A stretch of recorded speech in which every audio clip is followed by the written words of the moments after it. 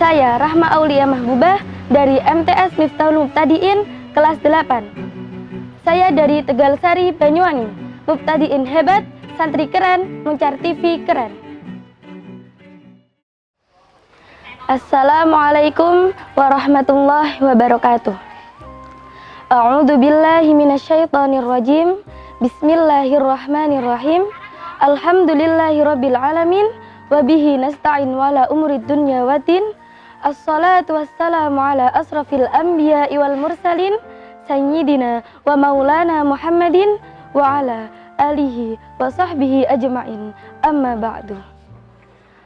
Perkenalkan, saya Rahma Aulia Mahbubah dari kelas 8 MTS Miftahul Mubtadiin akan menyampaikan kultum yang bertema Ramadan sebagai bulan Al-Quran. Kewajiban berpuasa Ramadan ditujukan kepada semua umat Islam yang telah memenuhi syarat. Kira-kira apakah syarat-syarat dalam bulan Ramadan itu?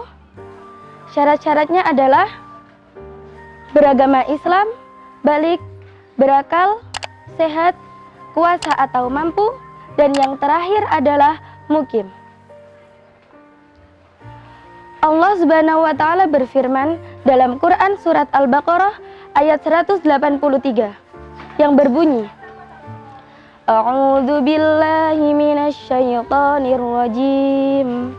Bismillahirrahmanirrahim. Ya ayyuhalladzina amanu kutiba alaikumus siyamu kama kutiba alal ladzina min qablikum la'allakum tattaqun.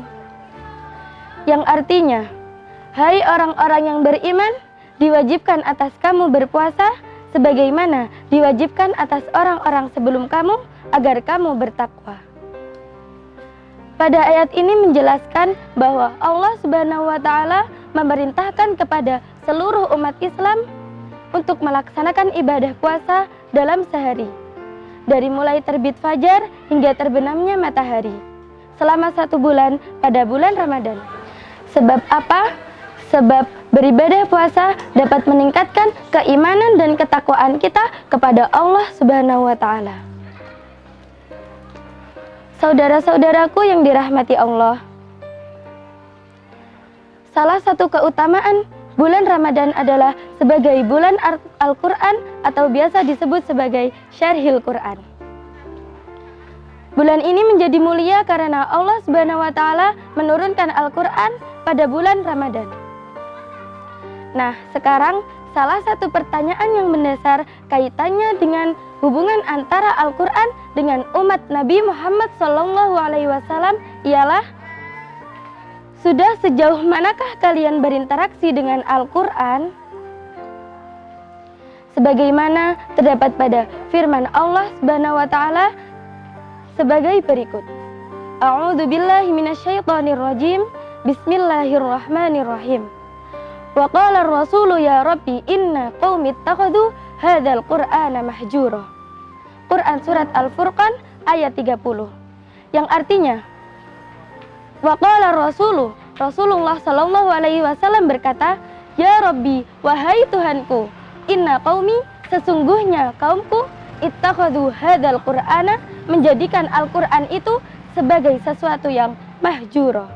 Apakah kalian tahu apa yang dimaksud dengan mahjura? Mahjura artinya adalah meninggalkan atau mengabaikan. Saudara-saudaraku yang dirahmati Allah, pada ayat tersebut Rasulullah mengadu kepada Allah yang memprediksi keadaan umatnya di masa yang akan datang. Dilihat dalam tafsir Ibnu Katsir, kata mahjura dapat diartikan sebagai pertama, tidak mempelajarinya. Jika kita tidak mempelajari Al-Quran, maka kita tidak akan dianggap sebagai umat Nabi Muhammad SAW. Na'udzubillahi min dzalik. Dan yang kedua, tidak menghafalkannya. Jika kita tidak menghafal Al-Quran, apabila esok sudah tidak ada Al-Quran, maka sudah tidak ada lagi orang yang mempelajari dan mengajarkan Al-Quran. Dan yang ketiga, tidak menaati perintahnya. Jika kita tidak menaati perintah Al-Quran, seperti halnya berpuasa, sama saja kita tidak menaati perintah dari Allah Subhanahu wa Ta'ala. Saudara-saudaraku yang dirahmati Allah, selanjutnya, bagaimanakah caranya kita bisa berinteraksi dengan Al-Quran? Caranya adalah kita dapat mendengar dan menyimak orang yang sedang membaca Al-Quran, dan kita dapat membaca Al-Quran dengan cara teliti dan tartil. Kita harus menghafal Al-Quran untuk menjadi umat Nabi Muhammad SAW.